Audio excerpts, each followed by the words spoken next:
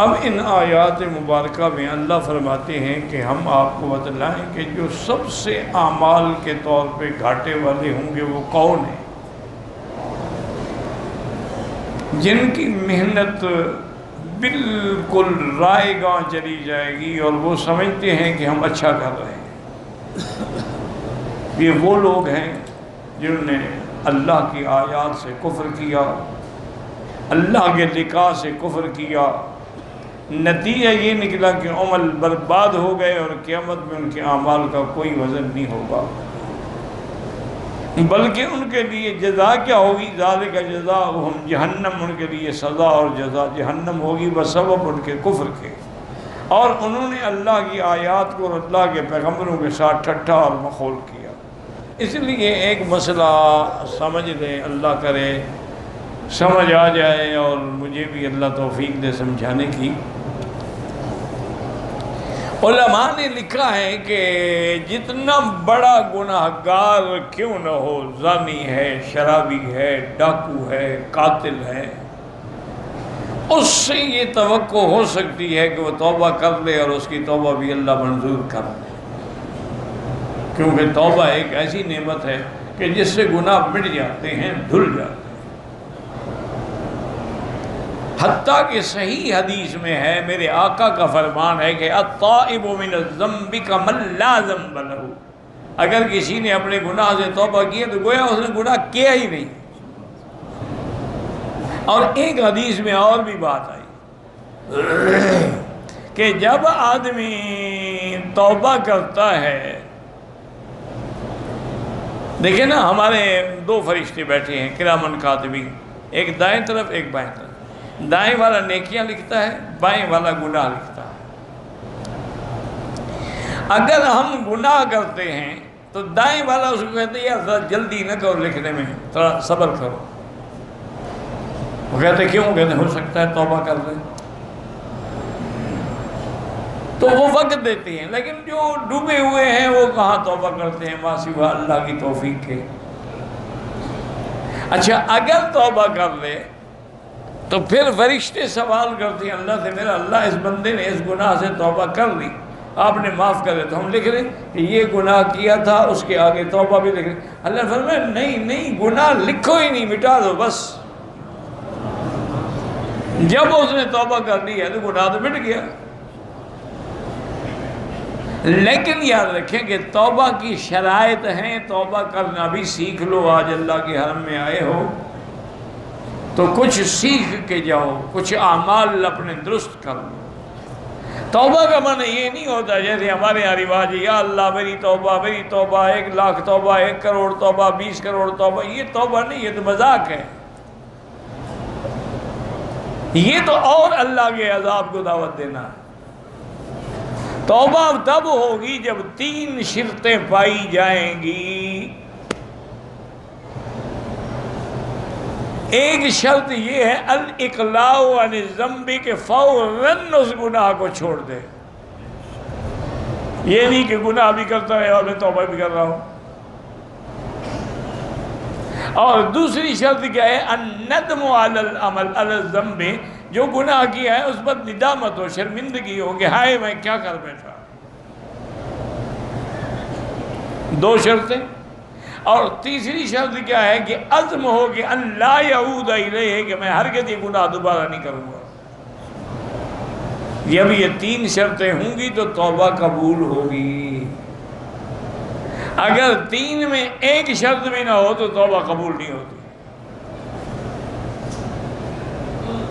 اور توبہ کے لیے کوئی خاص طریقہ نہیں ہے، جب بھی بندے کو اللہ توفیق دے، دن ہے، رات ہے، گھر ہے، مسجد ہے، مدرسہ ہے، کہیں بیٹھا ہے، بس اللہ کے دروازے پہ گر جائے اور اللہ کے آگے توبہ کرے۔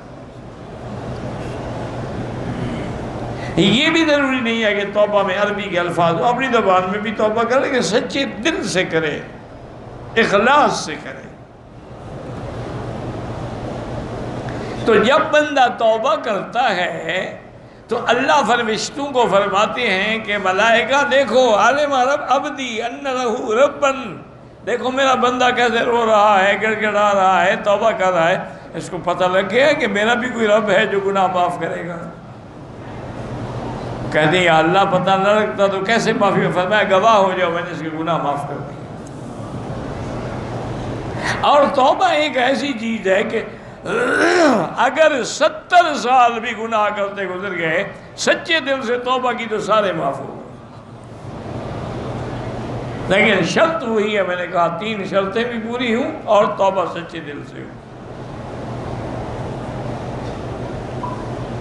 اب سمجھیں دوسری بات جو میں نے کہنی تھی وہ یہ ہے کہ ہر برے عمل والا توبہ کر لیتا ہے، لیکن بدعتی جو ہیں ان کو توبہ نصیب ہی نہیں ہوتی۔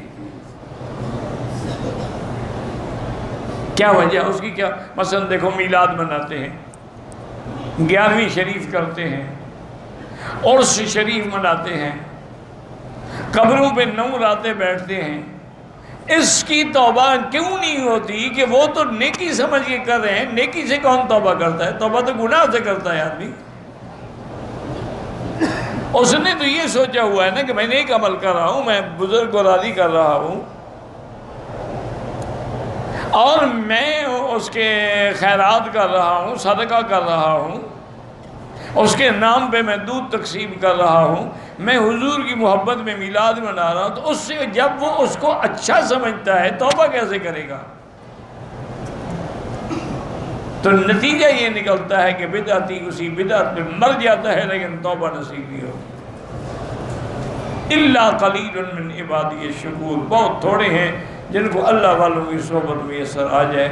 ورنہ یہ ہے، یہی قرآن کہہ رہا ہے کہ وَهُمْ يَحْسَبُونَ أَنَّهُمْ يُحْسِنُونَ صُنْعًا، ان کو تو گمان ہے کہ ہم اچھا کر رہے ہیں، جب اچھا کر رہے ہیں توبہ کیوں کریں؟ نتیجہ یہ نکلتا ہے کہ ان عمل برباد ہو جاتے ہیں، اور قیامت والے دن ان کے عمل کا کوئی ڈھیلے کے برابر بھی وزن نہیں ہوتا۔